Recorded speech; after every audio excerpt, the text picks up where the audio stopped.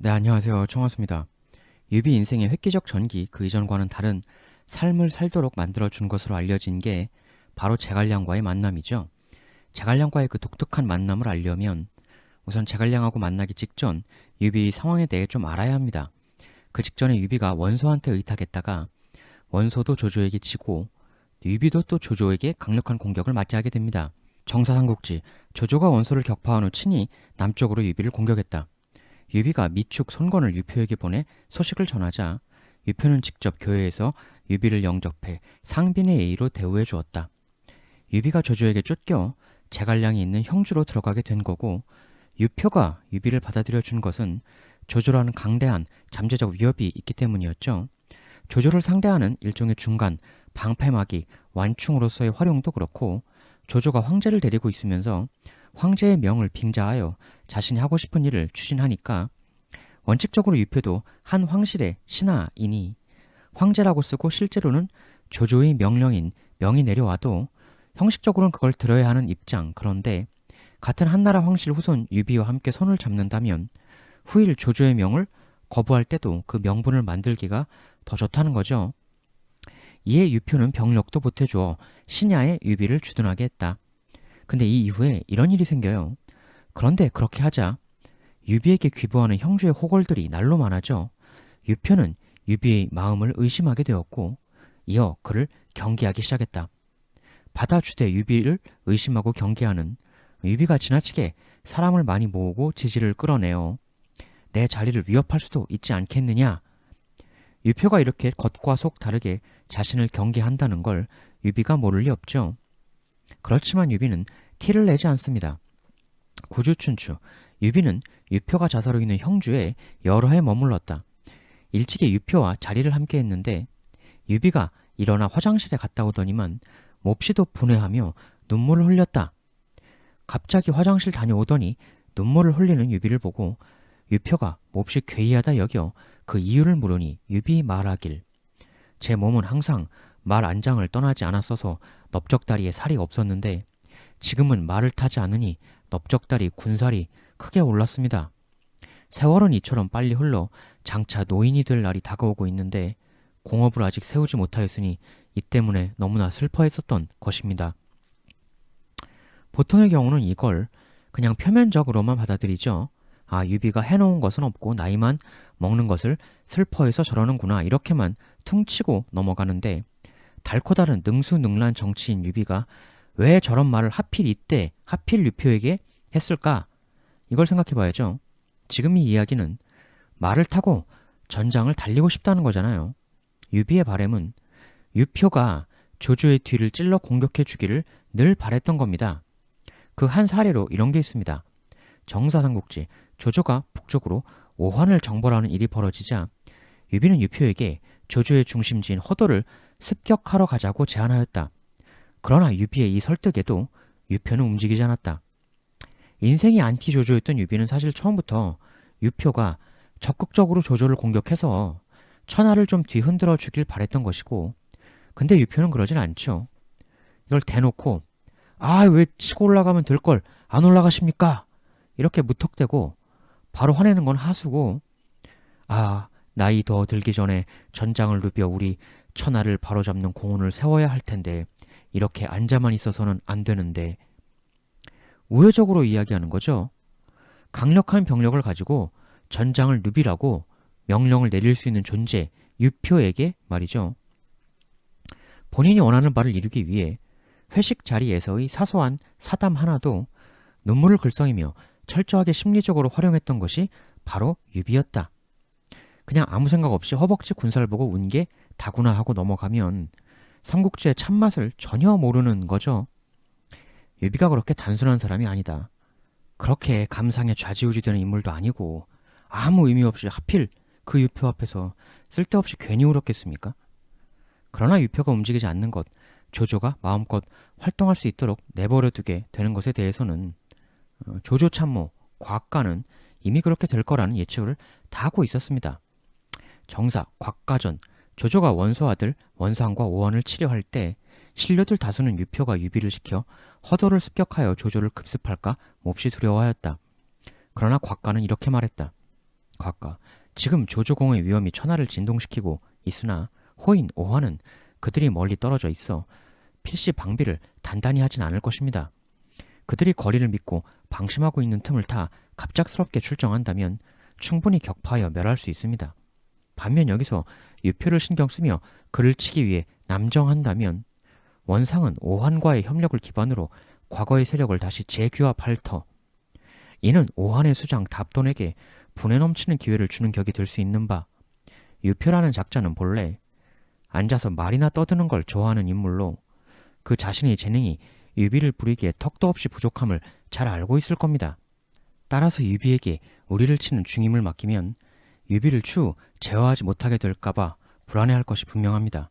결코 유표는 유비를 출정시키지 못할 것이니 조조공께서는 걱정하실 게 없습니다.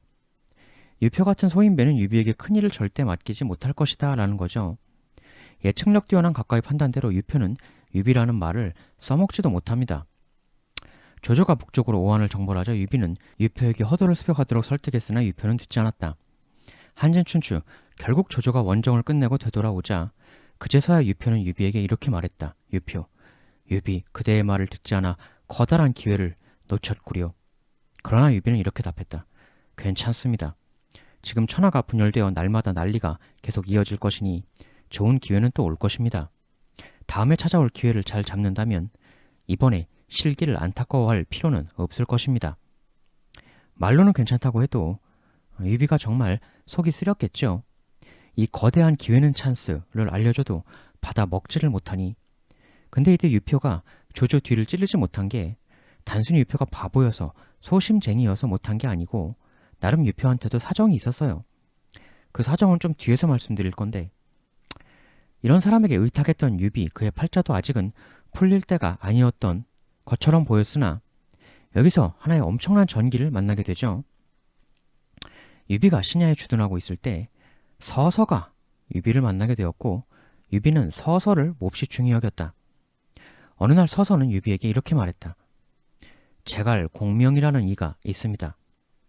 그는 누워있는 용, 와룡 같은 인물입니다. 유비 장군께서 진정 만나셔야 할 인물은 바로 제갈 공명입니다. 양양기. 유비가 명망 높은 사마휘에게 찾아가 그에게 세상 일을 물었다. 사마휘, 저 같은 유생이 세상 일은 어찌 알겠습니까? 세상의 이치를 제대로 아는 이는 준걸들 중에 있습니다. 준걸이란 바로 봉룡과 봉추를 말하는 것입니다. 유비, 그들이 대체 누구요? 바로 제갈공명과 방사원, 방통입니다. 다시 정상국지. 제갈공명을 강력 추천하는 서서의 말을 듣자 유비는 서서에게 이렇게 말했다. 그렇다면 서서 그대가 가서 제갈공명을 데려오도록 하오. 서서, 그럴 수는 없습니다. 제갈공명 그 사람은 가서 만나볼 수는 있는 사람이나 그가 오게 만들 수는 없는 사람입니다. 유비 장군께서 그를 만나고 싶으시다면 장군께서 스스로 몸을 낮추시고 방문을 하셔야 합니다. 여기서 유비는 서서 말대로 본인이 직접 찾아갑니다.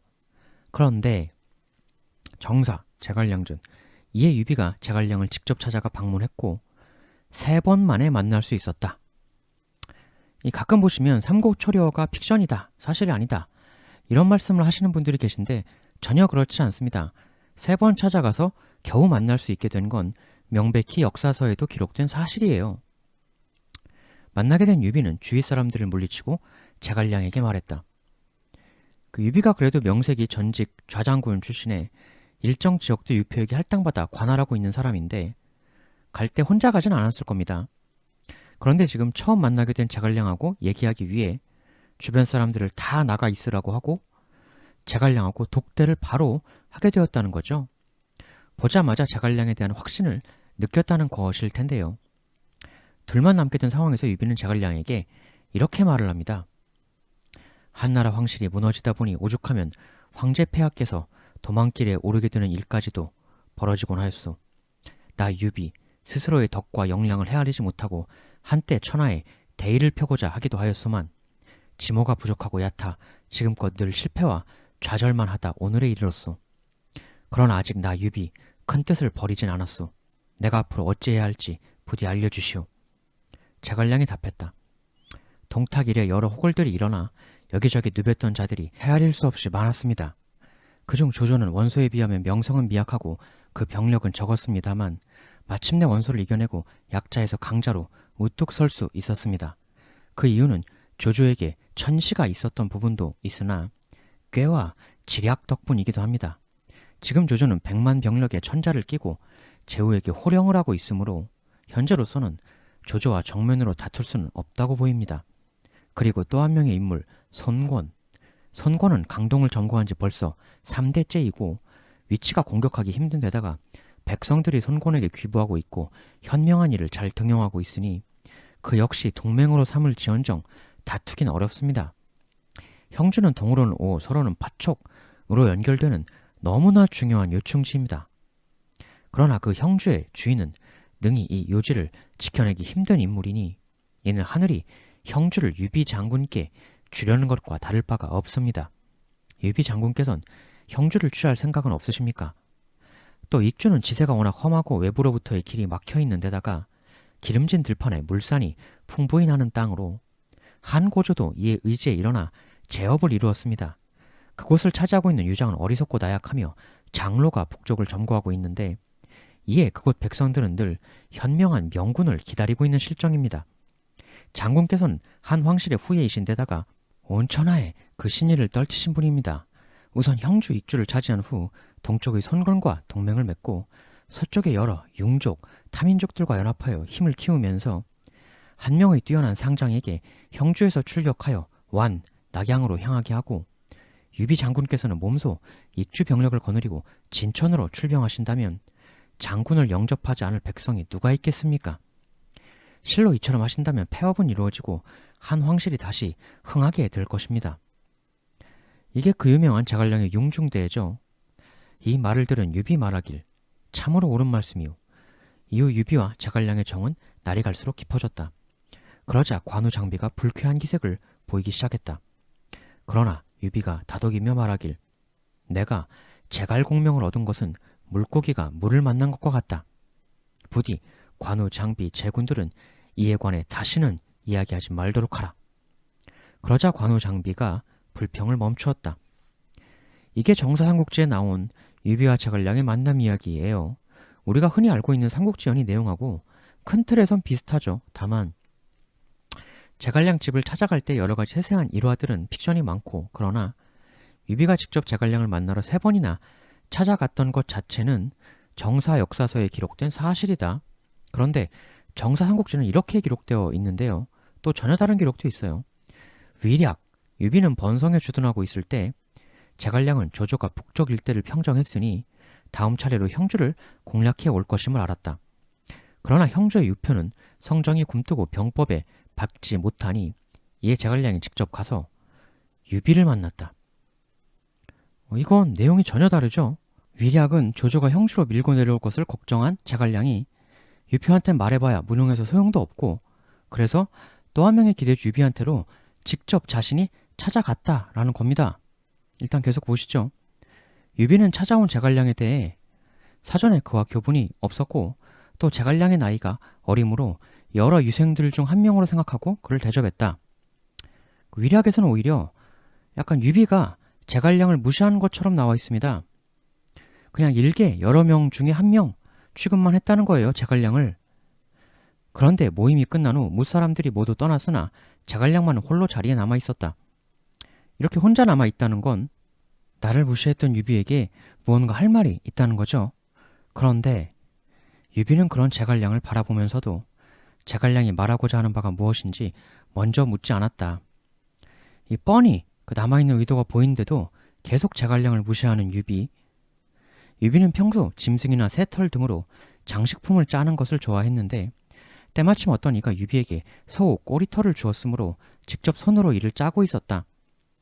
지금 제갈량을 무시하면서 취미생활, 털 짜는 일을 대놓고 하고 있는 유비입니다.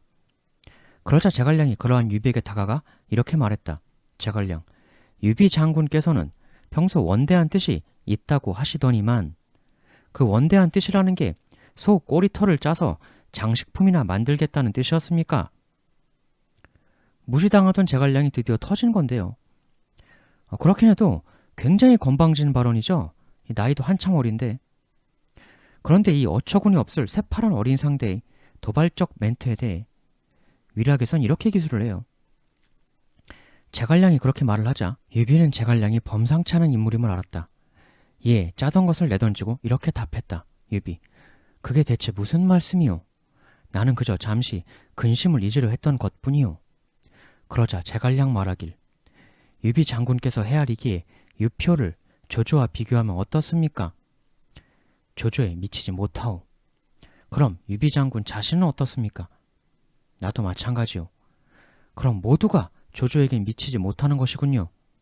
그럴진데 지금 유비 장군의 병력은 고작 수천에 불과하니 그런 병력으로 앞으로 밀고 내려올 조조를 그냥 앉아서 기다리기만 하는 것은 결코 옳은 계책이 아닙니다. 유비, 사실 나도 그것을 걱정하고 있었소. 그렇다면 대체 어찌해야 하겠소? 이에 제갈량이 계책을 말했다. 사실 지금 이 형주는 백성이 적은 게 아닙니다. 호적에 실린 자가 적을 뿐인 것입니다. 늘상 잘못된 호국 기록을 토대로 인력과 물자 등을 징발하니 백성들이 언제나 불만을 가질 수밖에 없는 것이었습니다. 우선 유표에게 건의하셔서 지역의 호구 조사를 정확히 다시 실시하여 이를 토대로 다시 힘을 모으신다면 지금보다 더 많은 병력을 거느리실 수 있게 될 것입니다.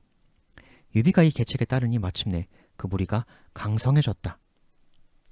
이로 말미암아 유비는 제갈량이 뛰어난 지략을 갖추었음을 알게 되었고 이에 그를 상객으로 예우했다. 구주춘추의 말 또한 이와 같다. 지금 위략하고 정사삼국지 내용이 완벽하게 다르죠. 위략은 구주춘추도 이렇게 기록하고 있다 라는 말까지 하고 있는데요. 정사삼국지는 유비가 무시당한 뉘앙스죠. 3번을 찾아가서 겨우 만남이 성사된 거니까. 반면 위략은 정반대로 제갈량이 유비에게 굉장히 무시를 당해서 그의 분노에서 오히려 유비를 상당히 도발하는 발언도 강력하게 하는 모습이었습니다. 유비 장군의 큰 뜻이라는 게 고작 속 꼬리털이나 짜고 계시는 겁니까? 굉장한 도발이죠. 과연 위략의 이야기가 맞는 걸까? 아니면 역시 흔한 고정관념대로의 정사삼국지가 맞는 걸까? 그 유명한 제갈량의 출사표를 보면요. 제갈량이 나중에 북벌에 나서면서 유비 아들 유선에게 올린 출사표. 신 제갈량은 본래 무명옷을 입고 남양에서 직접 밭을 갈며 그럭저럭 난세에서 목숨만 보존하려 할 뿐 등용됨을 바라진 않았습니다.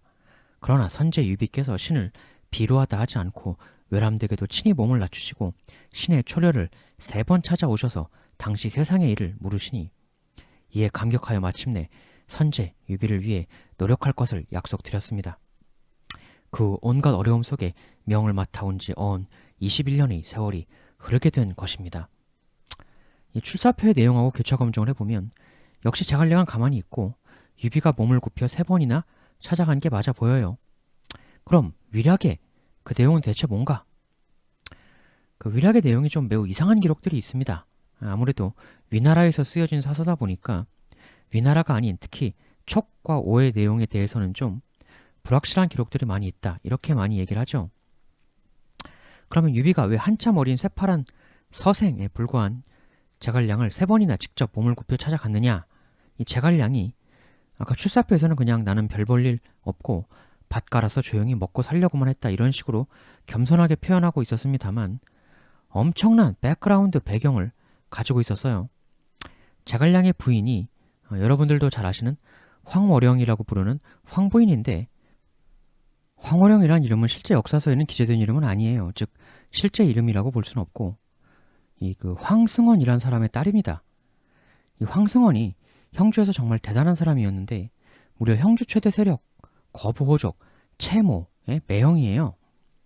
이 형주에서 채모라는 사람이 얼마나 돈이 많았냐면 양양기국이 채모의 집은 체주위에 있었는데 집이 몹시 좋았고 내 담장에는 모두 푸른 돌로 가구를 지었으며 비첩이 수백 명이었고 별장이 40~50여 곳에 있었다.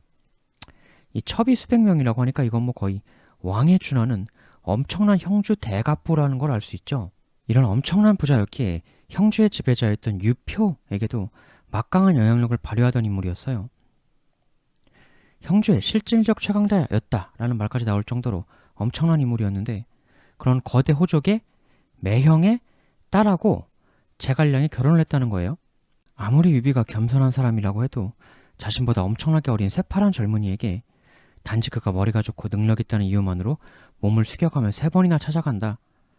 그 이유 하나만으론 납득이 안 되는 거고, 제갈량하고 연결되면 당연히 도미노로 이렇게 궁극적으로 초거부, 채모하고 연결될 수 있는 라인이 하나가 만들어지는 거죠. 이 가계도를 이해해야 새파란 한참 나이 어린 사람에게 굴욕적으로 3번이나 찾아갔던 유비의 상황이 좀 제대로 이해가 되는 겁니다. 유비가 궁극적으로 본 건 제갈량도 물론 봤겠지만 이 인맥 라인에 있는 저 채모도 봤다는 겁니다. 어떻게든 형주의 가장 강력한 경제적 실세하고 라인을 만들어 보려고 했던 유비의 노력, 그것이 바로 삼고초려의 또 하나의 진실이다.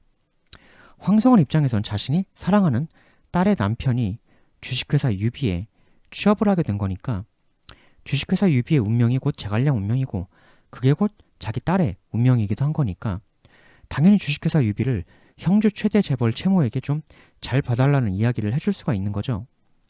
즉 유비는 제갈량을 통해 형주 최대의 돈 부자로부터 경제적 연을 만들어내려는 의도도 있었다는 겁니다. 사서에서도 서서, 사마휘 등의 추천으로 제갈량을 알게 되었다. 간단하게 기재되어 있지만 유비 정도 사람이 요거, 요 인맥 라인 이런 걸로 몰랐을 리가 없는 거고 실제로 채모는 유표에게도 엄청난 경제적 지원을 하고 있었습니다. 형주에서의 유표의 힘이 채모 등 일부 거호족들의 돈 지원에서 비롯된다는 것을 모를 리 없는 유비가 본인도 서주에서 서주 대재벌 미축의 큰 돈 지원을 받지 않았었습니까? 의외로 핵심은 돈입니다. 삼국지에서도. 그러니 영웅 군벌들이 거대 재벌하고 어떻게든 연을 만들려고 이렇게 노력을 하는 것이죠. 전장에서 펼쳐지는 화려한 전략, 전술 같은 것은 의외로 두 번째로 중요한 거고요. 그게 핵심이 아니고 그런 건 소설이나 게임에서나 핵심인 거고 실제 현실에서의 핵심은 돈줄입니다. 돈. 그 줄 라인을 제갈량이라는 열쇠로 뚫어보려는 유비의 생각이었던 거고 굳이 제갈량이라는 열쇠를 하필 고른 또 다른 이유는 지금 이 둘이 만나고 있는 장소는 형주이지만 유비나 제갈량이나 둘 다 외지인이라는 공통점이 있습니다. 유비는 저 북쪽 유주 사람이고 제갈량은 서주 출신이죠. 와룡과 봉추 중 봉추 방통에 대해서는 초장현 유비가 방통을 별로 좋아하지 않았다라는 기록이 나옵니다. 하지만 제갈량을 만나자마자 너무 둘이 확 친해지죠. 비형주인인데 형주에서 뭔가를 해보려고 하는 그러한 처지상의 공통점이 유비와 제갈량에게 있었다는 거죠. 그런 면에선 유비도 이렇게 해서 제갈량이 필요하지만 제갈량 역시도 주식회사 유비가 자신이 그 안에서 높은 자리에 오르는데 유리한 거죠. 형주 출신들로만 똘똘 뭉쳐있는 조직에 들어가는 것보다는 그야말로 외인구단처럼 온갖 출신, 온갖 특색의 사람들이 뒤 엉켜있는 주식회사 유비가 좋은 겁니다. 소의 꼬리가 되기보단 닭의 부리가 되어라. 제갈량도 그런 판단을 한 거죠. 정사한국지에 보면 제갈량은 어릴 때부터 자신을 관중 아기에 비교했다 이런 기록이 나와요. 세상에 출사하고 싶다는 의지가 사실 있었다는 거죠. 제갈량에게도. 진실성 여부가 좀 의심스럽긴 하지만 아까 위략 기록을 보면 위쪽을 평정한 거대한 조조가 이제 밀고 내려올 것이다. 그게 지금 최대 관건이다. 그런 말을 하는 게 나왔었는데 조조가 밀고 내려오는 이 시기에 하필 이런 일이 일어나요. 정사 한국지. 조조가 남쪽으로 유표를 정벌하려 하자 때마침 유표가 죽었다. 이런 기록이 또 더 보입니다. 영웅기. 유표가 병에 들자 유비에게 형주 자살을 겸하게 했다. 심지어 위서에서는 이런 내용도 나와요. 유표는 병이 깊어지자 형주의 일을 유비에게 맡기는 것은 물론 이런 이야기까지 했다. 유표, 내 아들들은 능력이 없고 제장들은 모두 힘을 잃어가고 있으니 내가 죽거든 유비경이 형주를 맡아주시구려. 그러나 유비는 이렇게 말했다. 아드님들은 모두 매우 현명합니다. 벌써 그런 말씀 마시고 병세 걱정이나 하시지요. 그러자 어떤 이는 유비에게 유표의 말을 받아들이고 형주 자사가 되라고 권하였다. 그러자 유비 말하길 유표가 나를 후하게 대해주었는데 내가 지금 유표의 말에 바로 유표 아들들의 자리를 차지해버린다면 세상 사람들이 핏이 나를 자기 이익만 아는 사람이라 하지 않겠소. 나는 결코 그럴 수 없소. 유표가 유비에게 형주를 넘겨주려고 했는데 유비가 거절했다. 보통은 이걸 역시 욕심 없는 인의군자 유비, 최고의 인격자, 멋있다 이러고 퉁치고만 넘어가는데, 이 기록이 사실이라면 근원적으로 유표가 왜 유비에게 이런 제안을 했는가? 앞서 본 대로 유비에게 귀부하는 형조골들이 많아지자 유표가 경계했다라는 기록도 있었는데요. 왜 경계했던 사람에게 말년에는 갑자기 이런 대호감으로 심정이 바뀐 건가? 유표 정도 되는 달코 다른 정치인이 그저 유비가 사람 좋아 보여서 좋은 사람인 당신이 자사하시오, 이렇게 주었을 린 당연히 만무한 것이고, 보통은 그거라고들 퉁치고 넘어가지만 그건 말이 안 되고 분명히 정치적 의도나 필요성이 있는 거죠. 지금 이렇게 연결되어 있던 이 끝에 궁극의 인물 채모, 이 사람이 문제입니다. 지금 거적, 조조가 쳐들어오려고 하는 이때인데, 문제는 이 채모라는 사람이 형주의 최강 경제 세력가면서 유표 지원도 해주는데, 그러면서도 동시에 양양기국이 채모는 성품이 호방한 사람이었는데 젊어서부터 조조와 친하였다. 이미 예전부터 이 채모가 조조하고 친했었다는 겁니다.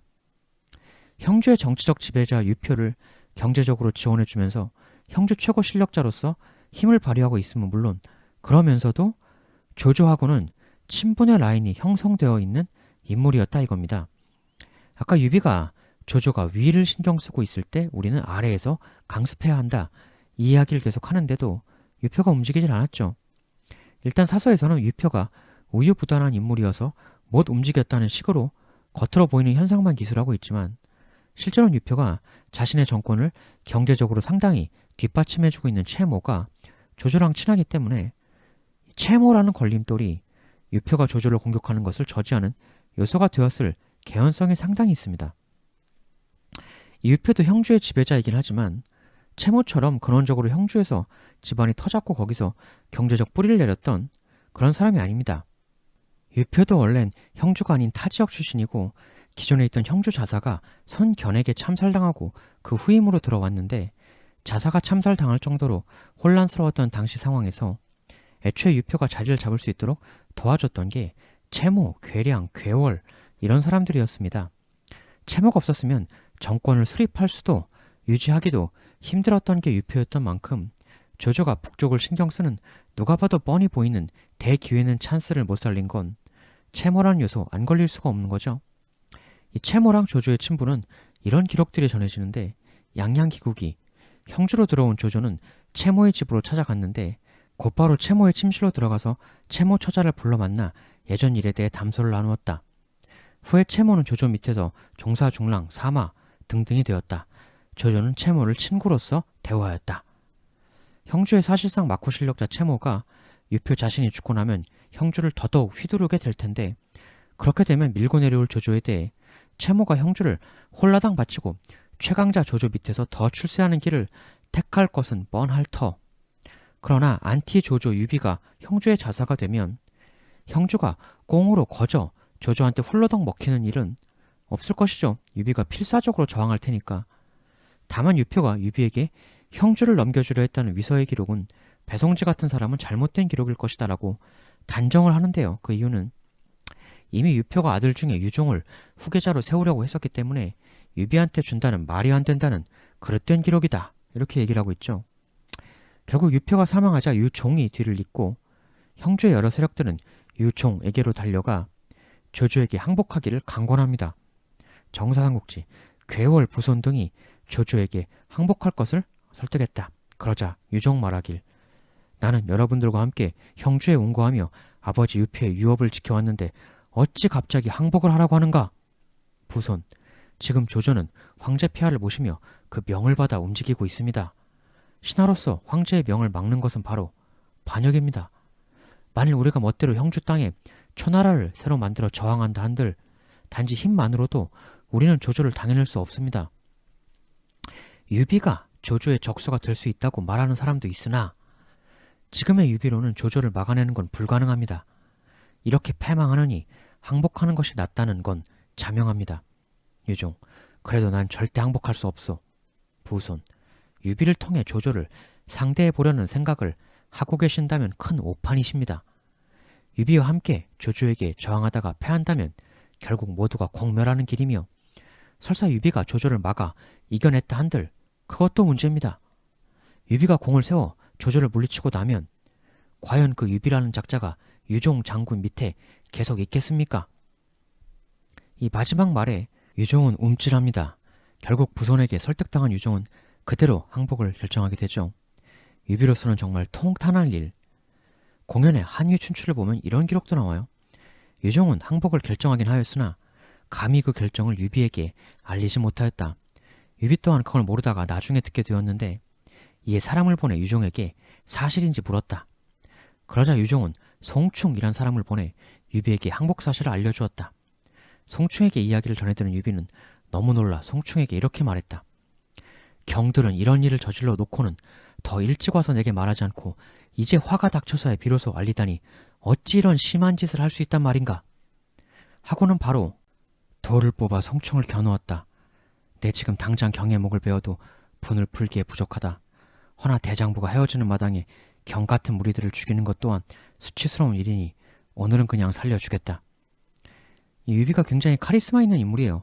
삼국지 연의의 비실비실한 픽션 이미지와는 달리 정사삼국지 양양을 지날 때 제갈량이 유비를 설득하기를 지금 유종을 공격해 형주를 차지하시지요. 그러나 유비는 말했다. 나는 그럴 수 없소. 이후 유비는 말을 멈추고 유종을 불렀는데 유종은 두려워하며 유비 앞에서 제대로 일어나지 못했다. 유비는 정말 위엄과 카리스마 있는 인물이었다. 이러자 유종의 신하와 형주인들 상당수가 유비에게로 귀부하였다. 이후 밀려오는 조조를 피해 계속 도주하는 유비. 유비가 당양에 도착했을 무렵 그 무리가 10여 만에 이르고 치중이 수천량으로 하루에 10여리밖에 가지 못하는 상황이 벌어졌다. 그러자 어떤 이가 유비에게 말하였다. 의당 신속히 행군의 강령을 보존해야 합니다. 지금 비록 많은 무리를 거느리고 있으나 갑옷을 입은 자는 적으니 만약 조조의 병력이 도착한다면 이를 어찌 막으시렵니까? 그러나 유비 말하길 무릇 큰일을 이룰 때에는 필히 사람을 근본으로 삼는 법이오. 지금 사람들이 내게 귀부하는데 내가 어찌 이들을 버리고 가겠소. 수많은 사람들이 손해를 각오하더라도 목숨을 걸어서라도 유비를 따랐던 이유. 첫 번째 이유는 이전에도 말씀드린 평등이었고 지금 두 번째 이유가 나오고 있는 거죠. 사람을 버리지 않는다. 한 번 나에게 온 사람은 설령 그 사람 때문에 내 목숨이 위험해질지라도 절대 그를 버리지 않는다. 내 목숨이 사라지는 한이 있어도 나는 너를 버리지 않겠다. 유비의 불가사의한 매력, 사실 그 원리는 간단해요. 1. 평등. 세상 사람들이 다 너를 무시해도 나는 너를 무시하지 않아. 나는 너를 나와 똑같이 대우해 줄 거야. 2. 일단 나와 함께한 이상 설령 내 목숨이 없어진다고 해도 나는 너를 버리지 않아. 이 두 가지입니다. 원리는 간단하죠. 하지만 이걸 실제로 말이 아닌 행동으로 실현해서 보여줄 수 있는 사람은 거의 100년에 하나 날까 말까 한 거죠. 여러분도 영웅이 되고 싶으시면 이거 두 가지만 하면 돼요. 원리는 간단합니다. 하지만 원리는 간단한데 이걸 진짜 실행한다고 생각해 보세요. 보통 사람은 거의 불가능에 가까운 거고 영웅이 되려면 자기 자신을 버려야 합니다. 완전히 버려야 해요. 자신의 모든 것을 버릴 수 있는 사람만이 영웅이 될 수 있다. 관우, 장비, 제갈량 이런 사람들이 다 능력 출중한 사람들인데 왜 본인이 리더를 안 하고 유비를 따라했겠습니까? 똑똑하다고 되는 게 아니라 나를 버릴 수 있는 사람. 그게 얼마나 어려운지를 아니까 리더를 모시고 따른 거죠. 그 능력 있는 사람들도. 이후 유비는 거느리는 사람들을 이끌고 힘 합쳐 조조에 대항할 또 다른 인물 손권과 연합하여 조조와 맞서게 되죠. 그게 적벽대전인데 적벽대전의 진실 시리즈는 제가 예전에 한번 했었죠. 제 채널에서 삼국지 적벽대전의 진실이라는 영상 찾아보시면 있을 거고 다음 편은 적벽대전과 손권과 연합에서 파생되는 또 다른 이야기와 그 후의 기록들 또 재밌는 내용들이 많은데요. 곧 찾아뵙도록 하겠습니다. 영상은 재생 목록으로 보시면 순서대로 아주 편하게 보실 수가 있습니다. 대단히 감사합니다.